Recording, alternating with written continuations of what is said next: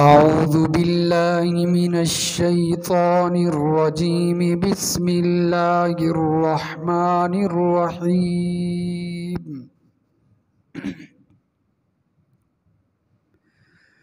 طاسيم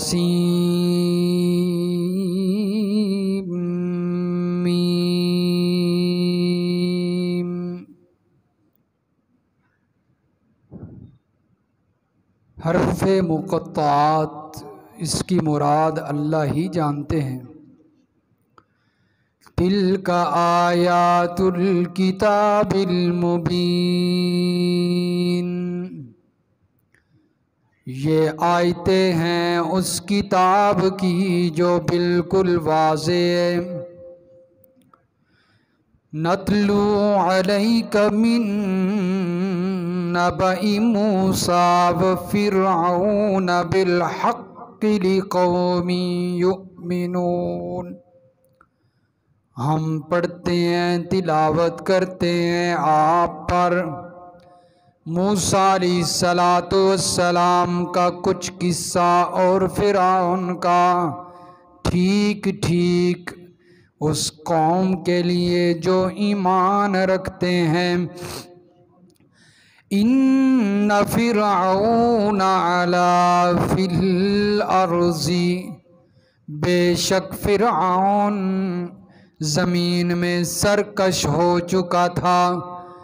وجعل اہلہا شیعا یستضعف طائفة منہم، اور کر دیا اس نے اپنے اس کے رہنے والوں کو مختلف فرقوں میں، کمزور کرنا چاہتا تھا وہ ایک جماعت کو ان میں سے۔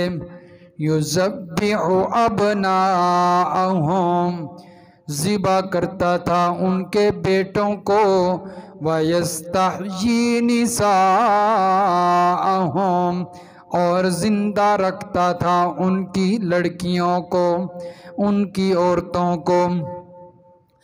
انہو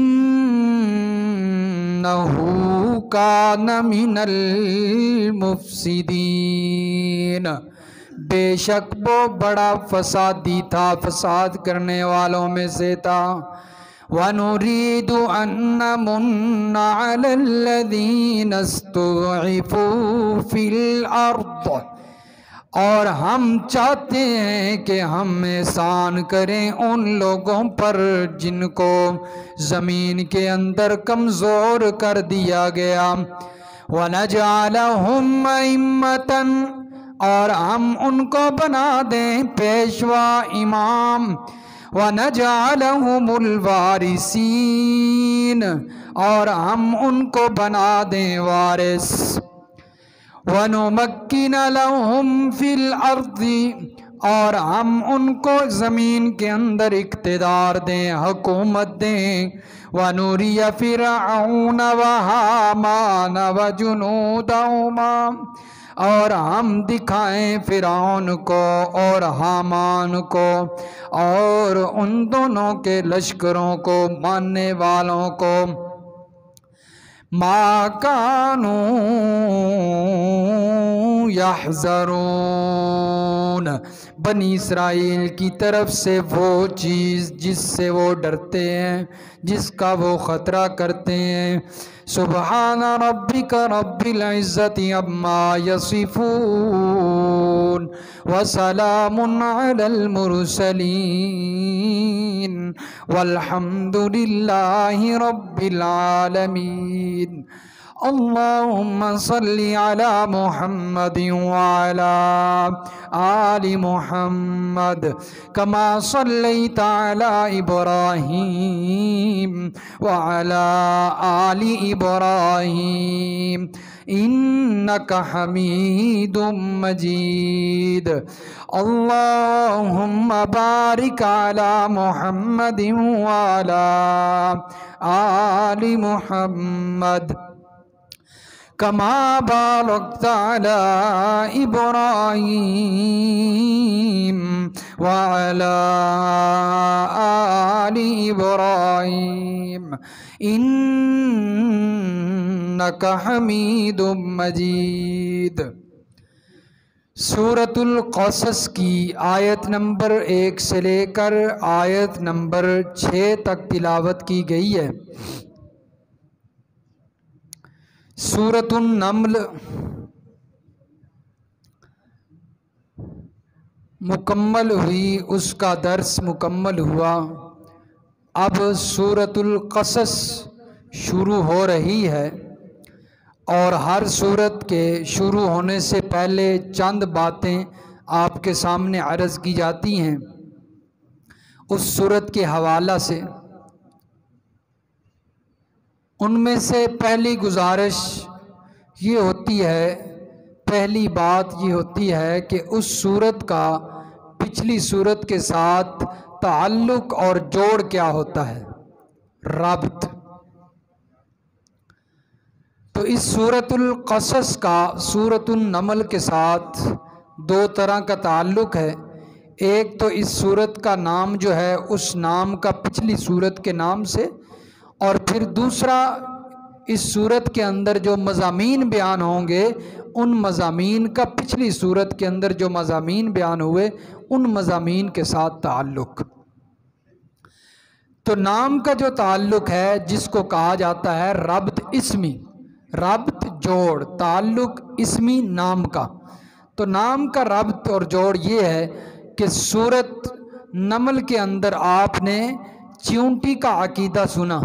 नमल किसे कहते हैं? चींटी को। अरबी के अंदर चींटी को नमल कहते हैं।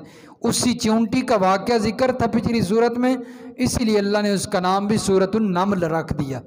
तो आपने चींटी का अकीदा सुना है। वो अकीदा ये रखती थी कि अल्लाह के नबी आलिमुल गैब नहीं होते। अब फरमाया कि सूरतुल क़सस के अंदर मूसा अलैहिस्सलाम को भी देखो, वो भी तौहीद की खातिर, उसी अकीदे की खातिर, उसी मसले की खातिर उन पर कितनी तकलीफ़ें आ रही हैं। और आप सल्लल्लाहु अलैहि वसल्लम को तसल्ली है कि मेरे पैगंबर आप भी जब वही मसला बयान करेंगे, वही अकीदा जो चींटी का अकीदा है, हज़रत मूसा अलैहिस्सलाम का अकीदा है, तो आप पर भी तकलीफ़ें आएंगी, लेकिन सब्र करना है जिस तरह के हज़रत मूसा अलैहिस्सलाम ने सब्र किया। और मज़ामीन का रब्त क्या है? सूरतुन नमल के अंदर अल्लाह तबारक व तआला ने फरमाया कि हम अम्बिया को नजात देते हैं, नबियों को हम नजात देते हैं। जैसा कि आपने सूरतुन नमल के अंदर सुना, अल्लाह तबारक व तआला ने फरमाया था वलक़द अरसलना इला समूद अख़ाहुम सालिहा। कौम समूद की तरफ हज़रत सालेह अलैहिस्सलाम को मबूस किया, लेकिन कौम समूद ने हज़रत सालेह अलैहिस्सलाम को शहीद करने का इरादा कर लिया, मारने का इरादा किया, जिसमें 9 फसादियों का जिक्र था। वकाना फिल मदीनति तिस्अतु रहती युफ़सिदून। फरमाया उन 9 फसादियों ने जब हज़रत सालेह अलैहिस्सलाम को और उनके साथ मुत्तबईन, उनके मानने वालों को मारने का इरादा किया, तो हमने उन फसादियों को हलाक करके अपने पैगंबर को बचा लिया। इसी तरह फरमाया कि इस सूरत के अंदर सूरतुल क़सस में अल्लाह ताला अम्बिया की कौमों को भी नजात जो दिलाते हैं, देते हैं, उसका ज़िक्र फरमाएंगे। जो नबियों को मानने वाले होते हैं उनको भी अल्लाह ताला निजात अता फरमाते हैं। और इसी तरह सूरतुन नमल में मसला बयान हुआ था कि आलिमुल गैब सिर्फ़ और सिर्फ़ अल्लाह की ज़ात है। इस सूरह मुबारका में अल्लाह तबारक व तआला इस दावा और इस मसला की वजाहत के लिए हज़रत मूसा अलैहिस्सलाम का किस्सा बयान फरमा रहे हैं।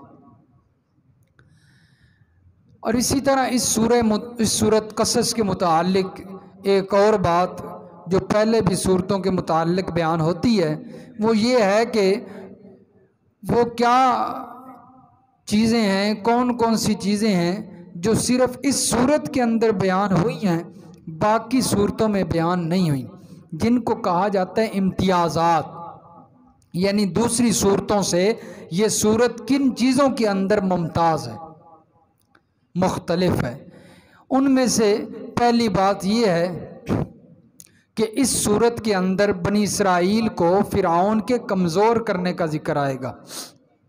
فرعون چاہتا تھا کہ بنی اسرائیل کمزور ہو جائیں اور پھر وہ حربیں استعمال کرتا تھا، آیت نمبر 4 میں ذکر آئے گا۔ اسی طرح موسیٰ علیہ السلام کو ان کی والدہ کی طرف لوٹانے کا جو وعدہ اللہ نے کیا تھا، اس وعدے کا ذکر بھی اسی صورت میں آتا ہے اور کہیں نہیں آتا۔ اسی طرح اس سورہ مبارکہ کے اندر موسیٰ علیہ السلام کا فرعون کہ ہاں بیٹا بننے کا ذکر جو ہے وہ اسی صورت میں آتا ہے، اور حضرت آسیہ رضی اللہ تعالی عنہا کا عدم قتل کا مشورہ، جس وقت حضرت موسیٰ علیہ السلام بچپن میں فرعون کے دربار میں پہنچے، حضرت آسیہ نے فرمایا تھا اس بچے کو قتل نہیں کرتے، ہم اس سے بڑا ہو کر بیٹا بنائیں گے، یہ ہمارے کام آئے گا، تو اس بات کا تذکرہ بھی اسی صورت میں آیا اور کہیں نہیں آیا۔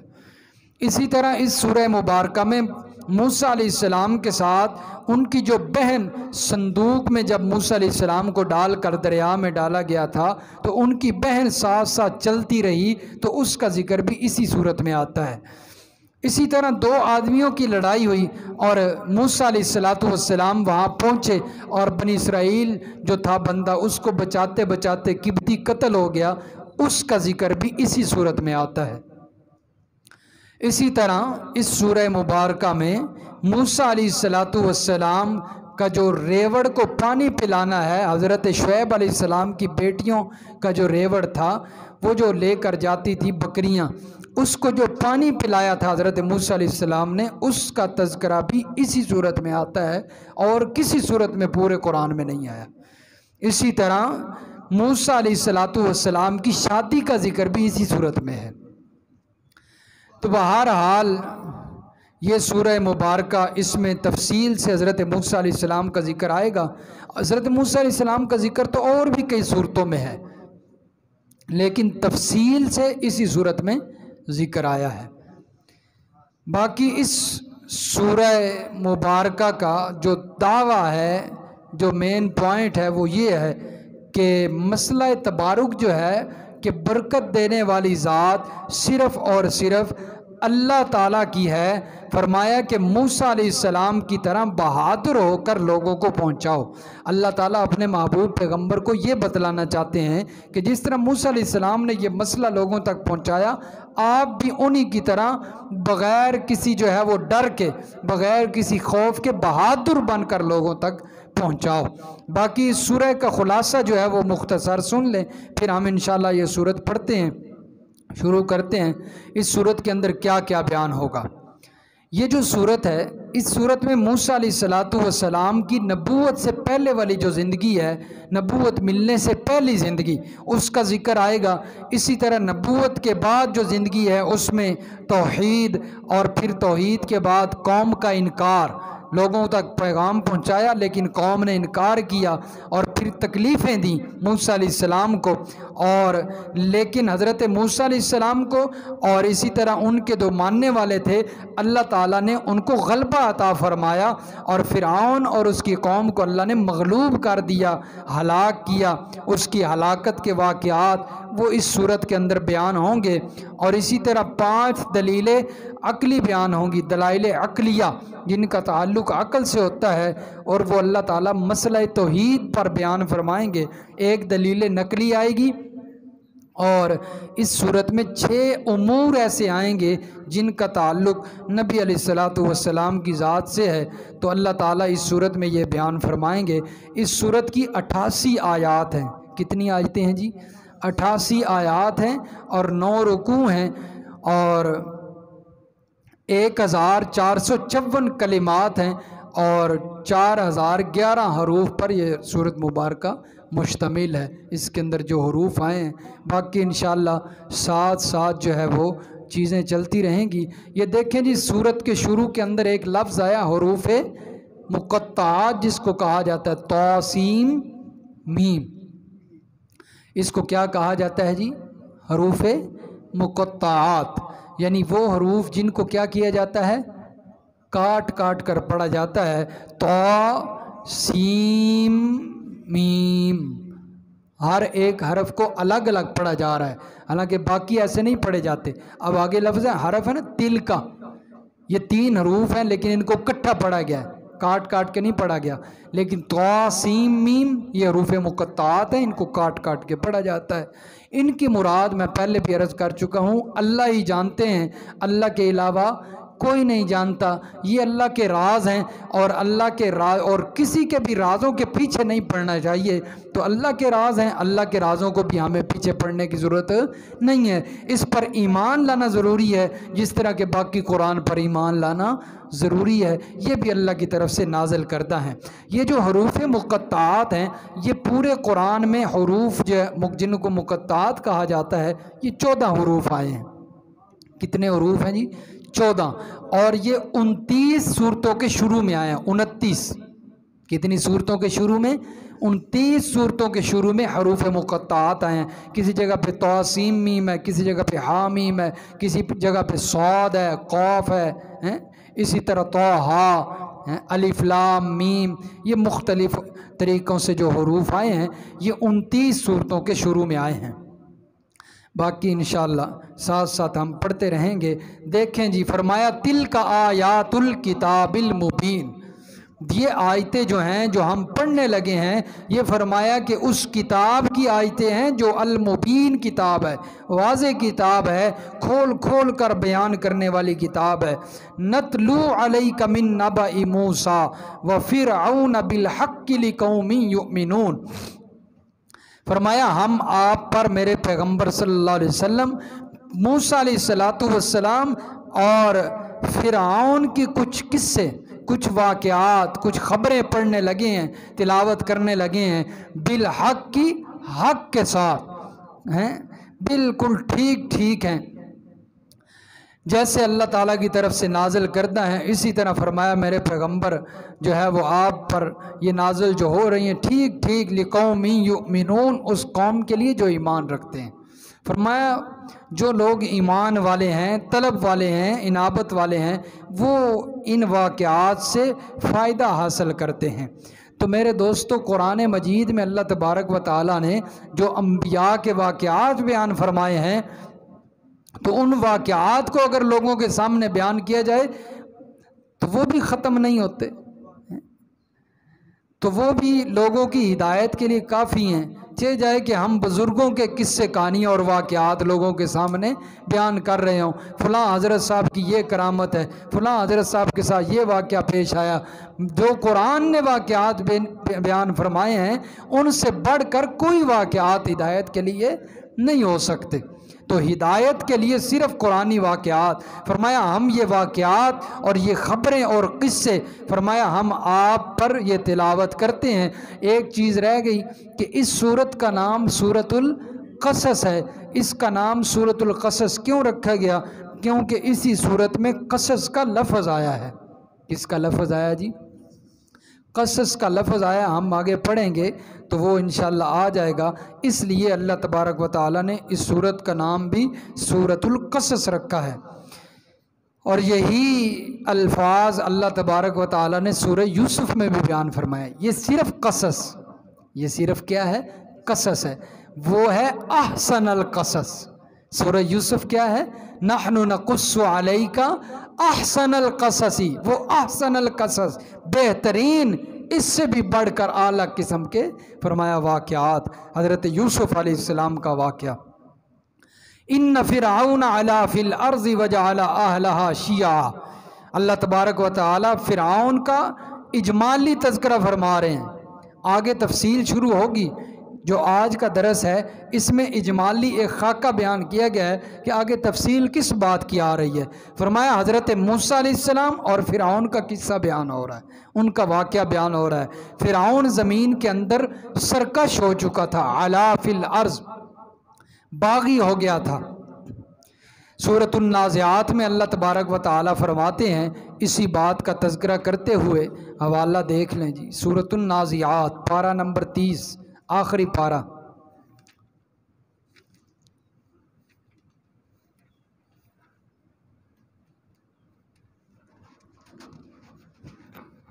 جس وقت اللہ تبارک و تعالی نے صفحہ نمبر 707 ہے جی، صفحہ نمبر 707 سورۃ النازعات اور آیت نمبر 17۔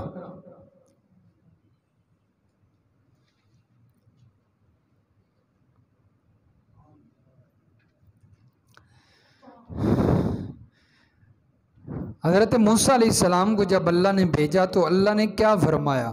فرمایا اذهب الى فرعون انه طغى، جاؤ میرے پیغمبر فرعون کی طرف، وہ بڑا سرکش ہو چکا ہے، طغى سرکشی کر چکا ہے۔ فَقُلْ هَلْ لَكَ إِلَىٰ أَن تَزَكَّىٰ، پس کہہ دیجئے کیا ہے تیرے لیے یہ خواہش کیا تو درست ہو جائے، وَأَهْدِيَكَ إِلَىٰ رَبِّكَ فَتَخْشَىٰ، اور اسی غرض کی وجہ سے میں تجھے اپنے رب کی طرف دعوت دیتا ہوں، فَتَخْشَىٰ پس تو ڈر جا۔ فَأَرَاهُ الْآيَةَ الْكُبْرَىٰ فَكَذَّبَ وَعَصَىٰ ثُمَّ أَدْبَرَ يَسْعَىٰ فَحَشَرَ فَنَادَىٰ۔ حضرت موسیٰ علیہ السلام نے نشانیاں بھی دکھائیں، لیکن فرمایا اس کی سرکشی کیا تھی؟ وہ سرکشی یہ تھی فَقَالَ أَنَا رَبُّكُمُ الْأَعْلَىٰ، پس وہ کہتا تھا میں تمہارا رب ہوں، چھوٹا رب نہیں، اعلیٰ بڑا رب ہوں، چھوٹا رب بھی نہیں بڑا رب ہوں۔ تو یہ اس کی سرکشی تھی۔ فرمایا فرعون زمین میں سرکشی کر چکا تھا، اور دوسری سرکشی اس کی یہ تھی وَجَعَلَ أَهْلَهَا شِيَعًا، اس نے زمین والوں کو مختلف فرقوں میں بانٹ دیا تھا، تقسیم کر دیا تھا۔ غرض یہ تھی کہ یہ آپس میں لڑتے رہیں اور یہ جمع نہ ہو جائیں ایک جگہ پہ۔ اگر یہ جمع ہو گئے، انہوں نے اتحاد کر لیا، تو پھر میری حکومت کیا ہو جائے گی؟ ختم ہو جائے گی۔ جس طرح کہ آج انگریز کی پالیسی ہے، یہود و نصارہ کی پالیسی ہے کہ ان مسلمانوں کو لڑاتے رہو، یہ فرقوں میں بٹے رہیں، یہ ایک قرآن پہ جمع ہو گئے تو پھر ہمارا کام نہیں چلے گا، پھر ہماری حکومت نہیں چلے گی۔ اگر یہ قرآن سے ہٹ کر مختلف فرقوں میں بٹے رہیں گے تو پھر ہماری حکومت بھی چلے گی اور یہ ہماری غلامی بھی کریں گے۔ یہی فرعون چاہتا تھا کہ میں انہیں فرقوں میں جو ہے وہ تقسیم کروں، اور یہ تقسیم در تقسیم ہوتے چلے جائیں، اور میں ان پر حکومت کروں اور یہ میری غلامی میں رہیں۔ اور آج مسلمان غلام ہے کہ نہیں؟ غلامی میں ہے نا یہود و نصارہ کی، جو وہ کہتے ہیں یہ کرتے ہیں۔ اس کی وجہ کیا ہے؟ یہ تقسیم ہو گئے، اور تقسیم کو ختم کرنے والی چیز، اتحاد پیدا کرنے والی چیز وہ اللہ کا قرآن ہے۔ وہ کیا ہے جی؟ اللہ کا قرآن ہے۔ فرمایا وَاعْتَصِمُوا بِحَبْلِ اللَّهِ جَمِيعًا، پکڑ لو مضبوطی کے ساتھ سارے کے سارے، بحبل اللہ اللہ کی رسی کو، اللہ کی رسی کو۔ وہ اللہ کی رسی کیا ہے؟ وہ اللہ کا قرآن ہے، وہ اللہ کا قرآن ہے۔ لیکن یہاں عجیب لغت چلتی ہے اور عجیب اصطلاح چلتی ہے۔ جو قرآن بیان کرتا ہے اسے کہا جاتا ہے بھئی تم قرآن بیان نہ کرو، ہم اتحاد پیدا کرنا چاہتے ہیں۔ قرآن بیان نہ کرو، ہم اتحاد پیدا کرنا چاہتے ہیں۔ قرآن کہتا ہے کہ اتحاد پیدا ہی قرآن بیان کرنے سے ہوتا ہے۔ جب تک قرآن بیان نہ کیا جائے اس وقت تک اتحاد پیدا نہیں ہوتا۔ اور بیچارے ان پڑھوں کو کہا جاتا ہے بھئی تم قرآن نہ پڑھو، قرآن وہ پڑھ سکتا ہے جس نے 14 علوم پڑھے ہوں۔ میرے دوستو، یہ مولویوں کی کہانیاں اور باتیں ہیں۔ قرآن بغیر کسی علوم پڑھے، بغیر 14 علوم پڑھے جو سیکھنا چاہتا ہے وہ سیکھ سکتا ہے۔ ہمارے سامنے کئی مثالیں موجود ہیں کہ انہوں نے 14 علوم نہیں پڑھے لیکن وہ قرآن کے عالم بن چکے ہیں۔ قرآن کی تفسیر پڑھ کے علماء کے پاس ترجمہ پڑھ کے انہیں قرآن ازبر ہو چکا ہے، سمجھ چکے ہیں۔ اور ان کی پالیسی یہی ہے کہ یہ قرآن کی دعوت کیوں نہیں دیتے؟ کیونکہ قرآن کی دعوت دی تو پھر حقیقت کھل جائے گی، اور ہم کیا کر رہے ہیں، ہماری حرکتیں، ہمارے کرتوت کیا ہیں، وہ سامنے آ جائیں گے لوگوں کے۔ اس لیے یہ کہتے ہیں نہیں قرآن بیان نہ کرو، یہ کیا کرو، 14 علوم پڑھنے پڑیں گے پھر قرآن بیان کر سکتے ہیں۔ اگلے دن ایک خان صاحب ہمارے درس میں آئے ہوئے تھے، درس کے بعد میرے پاس بیٹھے تھے وہ، تو کچھ چیزیں بھی پوچھی قرآن کے حوالے سے، تو میں نے بتائیں، پھر میں نے پوچھا آپ کیا کرتے ہیں؟ کہنے لگے میں ایک جگہ پہ نماز پڑھاتا ہوں۔ تو میں نے کہا، خود ہی بتانے لگے کہ وہاں پر جو حالت ہے، مسجد یہ 12 دری ہے نا، اس گاؤں میں مسجد ہے، تو وہاں نمازیں پڑھاتا ہوں، لیکن سارے جو علاقے کے محلے کے لوگ ہیں سارے مشرک ہیں، شرک کرنے والے لوگ ہیں، غیر اللہ کے پجاری ہیں۔ تو محنت کر رہا ہوں میں، تو میں نے ان کو کہا بھئی محنت کیا کر رہے ہو؟ وہ کہنے لگے وہ ایک کتاب ہے منتخب احادیث، اس میں احادیث کا انتخاب کیا گیا ہے، جمع کی گئی ہیں، وہ پڑھ پڑھ کے لوگوں کو سناتا ہوں۔ میں نے کہا آپ ایسا کریں، قرآن مجید ترجمے والا، بے شک یہ جو جس پر آپ نے ابھی درس سنا ہے، اسی قرآن مجید کو لے لیں، مولانا اشرف علی تھانوی رحمہ اللہ کا بیان القرآن ہے، تو بے شک ترجمے والا قرآن لے لیں، صبح نماز کے بعد 2-3 آیتیں جو ہے وہ ترجمے کے ساتھ ان کے سامنے پڑھا کریں، تو یہ آپ کا درس قرآن ہو جایا کرے گا۔ تو درس قرآن سے جو عقیدہ ٹھیک ہوتا ہے، ایمان بنتا ہے، وہ کسی اور کتاب سے نہیں بنتا۔ اس نے مجھے پتہ کیا جواب دیا؟ اس نے کہا ہماری ترتیب میں یہ بات نہیں ہے۔ ہمارے علماء اکابرین کیا کہتے ہیں؟ ہماری ترتیب میں یہ بات نہیں ہے، جس کی ترتیب میں قرآن نہ ہو وہ کبھی تر سکتا ہے، وہ کبھی کامیاب ہو سکتا ہے؟ میں نے کہا کیوں نہیں آپ کی ترتیب میں یہ بات بھائی؟ کہنے لگا ہمارے علماء کہتے ہیں اس کے لیے 14 علوم پڑھنے پڑیں گے۔ اور میں نے کہا بیڑا تر جائے تیرا، قرآن نے بار بار کہا ہے وَلَقَدْ يَسَّرْنَا الْقُرْآنَ لِلذِّكْرِ فَهَلْ مِن مُدَّكِرٍ۔ اللہ فرما رہے ہیں ہم نے اس کو آسان بنایا ہے، اس کو آسان بنایا ہے کوئی نصیحت حاصل کرنے والا؟ ہے کوئی اس کو پڑھنے والا؟ ہے کوئی اس کو سمجھنے والا؟ ہم نے اس کو آسان بنایا ہے۔ میں نے کہا تجھے اس بات کی سمجھ نہیں آئی، تو نے اللہ کی بات پہ یقین نہیں کیا، مولوی کی بات پہ یقین کر لیا۔ مولوی نے کہا 14 علوم پڑھنے پڑیں گے، اور قرآن میں اللہ نے فرما دیا ہم نے آسان بنایا ہے۔ تو نے اللہ کی بات پہ یقین نہیں کیا۔ میں نے کہا جب تک قرآن نہیں پڑھا جائے گا اس وقت تک عقیدہ نہیں بنتا، اور اتحاد بھی قرآن پیدا کرتا ہے۔ اور آج انگریز ہمارے درمیان کیوں داخل ہوا ہے؟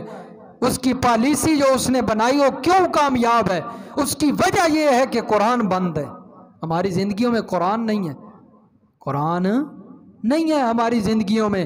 یہی وہ کتاب ہے جس کی وجہ سے صحابہ کرام جو اس سے پہلے ایمان سے پہلے چوری ڈاکہ کرتے تھے، اس سے پہلے جو ہے وہ ہر طرح کے گناہ میں مبتلا تھے، لیکن جب انہوں نے قرآن سنا، ان کی زندگیوں میں قرآن آیا، تو انہی کے بارے میں اللہ فرمانے لگے اولئک هم الصدیقون اولئک هم الراشدون۔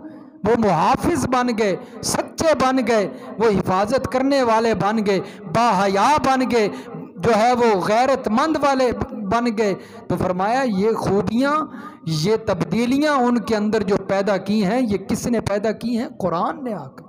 نبی علیہ السلام نے قرآن سنایا تھا اور کچھ نہیں سنایا تھا۔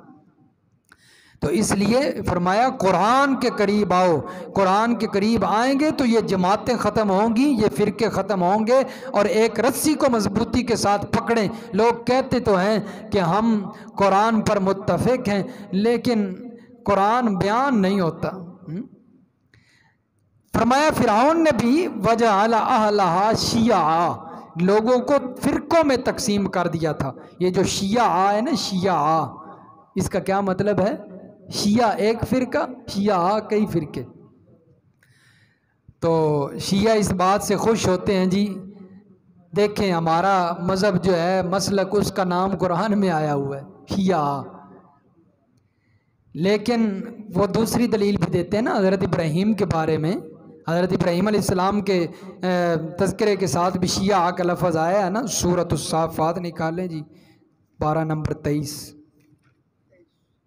وہ کہتے ہیں حضرت ابراہیم بھی شیعہ تھے، لیکن اس شیعہ کا معنی وہ نہیں جو وہ اپنی جماعت کے ساتھ جوڑتے ہیں، اس کا معنی ہے جماعتیں، جماعت، جماعتیں.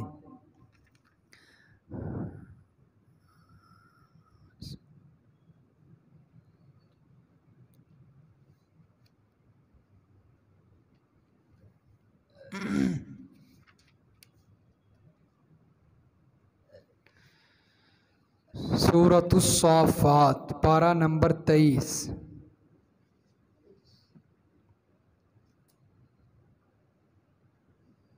صفحہ نمبر 540، بالکل آخری لائن.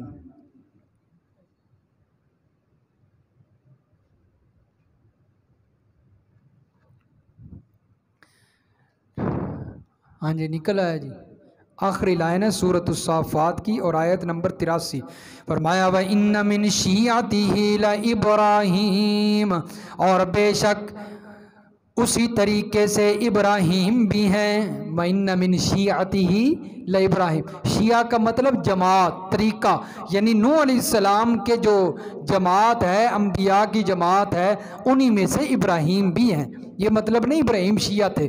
الزامی جواب یہ ہے کہ اگر وہ کہتے ہیں کہ اس شیعہ سے مراد وہ ہے جو ہم ہیں، تو پھر انہیں جا کر بتائیے کہ آپ کا بانی فرعون ہے. آپ کا بانی فرعون ہے. آپ کا جو جماعت کا بانی ہے، بنیاد رکھنے والا، وہ فرعون ہے، کیونکہ فرعون نے اہل شیعہ لوگوں کو شیعہ بنا دیا تھا. اس لیے ان کا بانی کون ہے جی؟ فرعون. ان کو کہیے خوش ہو جاؤ. تو یہ الزامی جواب ہے. اور اسی طرح ایک اور حوالہ بھی ہے، سورۃ الانعام کا آخر ہے، سورۃ الانعام کا بالکل آخر ہے، اور وہاں پر بھی یہ لفظ آیا ہے. ایک صفحہ 181، صفحہ 181 پارہ نمبر 8 سورۃ الانعام کی آیت نمبر 160 نکال لیں جی. فرمایا ان الذین فرقوا دینہم، بے شک جن لوگوں نے اپنے دین کو فرقے کر دیا، جدا جدا کر دیا، وکانوا شیعا، اور تھے وہ گروہ بن گئے مختلف جماعتیں، لست منہم فی شیء، میرے پیغمبر آپ کا ان سے کوئی تعلق نہیں ہے. آپ کا شیعوں سے کوئی تعلق ہے؟ اللہ فرما رہے ہیں میرے پیغمبر آپ کا شیعوں سے کوئی تعلق نہیں. اگر اس شیعہ سے مراد وہ شیعہ جو وہ لیتے ہیں تو پھر انہیں بتا دیجیے اللہ کے پیغمبر کا آپ سے کوئی تعلق نہیں ہے. اس لیے شیعہ سے مراد جماعتیں ہیں، مختلف گروہ. غلط تحریف کرتے ہیں نا قرآن میں، غلط مطلب بیان کرتے ہیں الفاظ کے. جس طرح کہ بریلوی حضرات کہتے ہیں ختم کو ثابت کرتے ہیں، ختم کرواتے ہیں نا، اس کو ثابت کہاں سے کرتے ہیں؟ ختم اللہ علی قلوبہم. بڑے ترنم کے ساتھ آیت پڑھیں، ختم اللہ علی قلوبہم، اللہ تعالیٰ نے ان کے دلوں میں ختم کیا.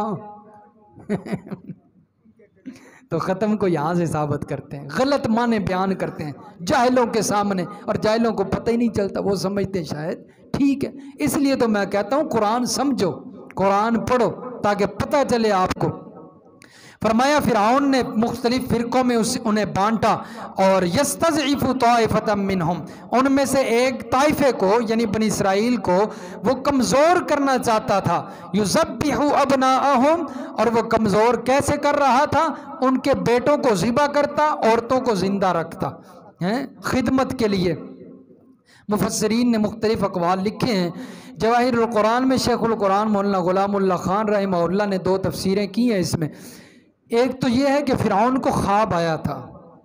فرعون خواب میں دیکھتا ہے کہ بیت المقدس سے آگ نکلتی ہے اور سارے مصر پر چھا گئی، قبطی جل گئے اور بنی اسرائیل بچ گئے.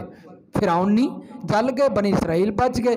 تو اس کا خواب جو تھا اس کی اس نے تعبیر پوچھی، تو معبروں نے اس کی تعبیر یہ بتلائی، معبرین نے، کہ ایک بچہ آئے گا جو تیری حکومت کو ختم کرے گا.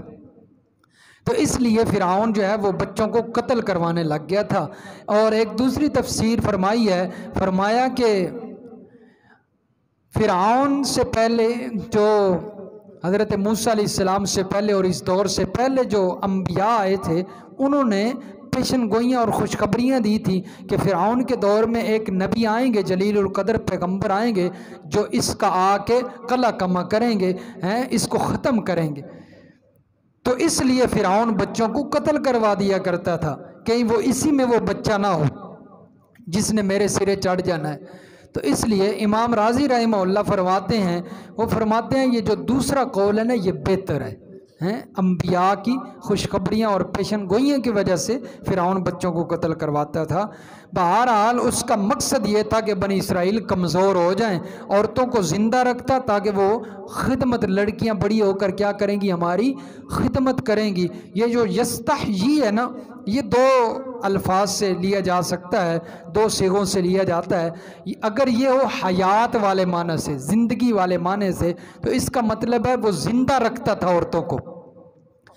اور ایک دوسرا ہے لفظ حیا، حیا عزت، اگر اس اعتبار سے ہو تو اس کا مطلب ہے وَيَسْتَحْيِي نِسَاءَهُمْ، اور وہ عورتوں کو بے حیائی جو ہے وہ ان کے درمیان پیدا کرنا چاہتا تھا۔ تو یہ بڑا برا پھر جو ہے وہ کام ہے جو فرعون ان کے ساتھ کرتا تھا۔ إِنَّهُ كَانَ مِنَ الْمُفْسِدِينَ، فرمایا وہ بڑا فسادی تھا، یہ اس کے فساد تھے۔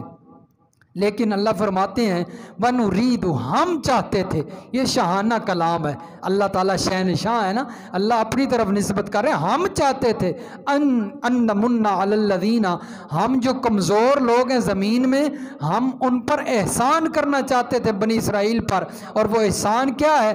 ہم ان کو ائمہ پیشوا بنانا چاہتے تھے، بنی اسرائیل کو ہم پیشوا بنانا چاہتے تھے، اور ہم انہیں دنیا میں وارث بنانا چاہتے تھے، ساری زمین کا مالک بنانا چاہتے تھے، اور ہم نے پھر ان کو اقتدار دیا زمین میں۔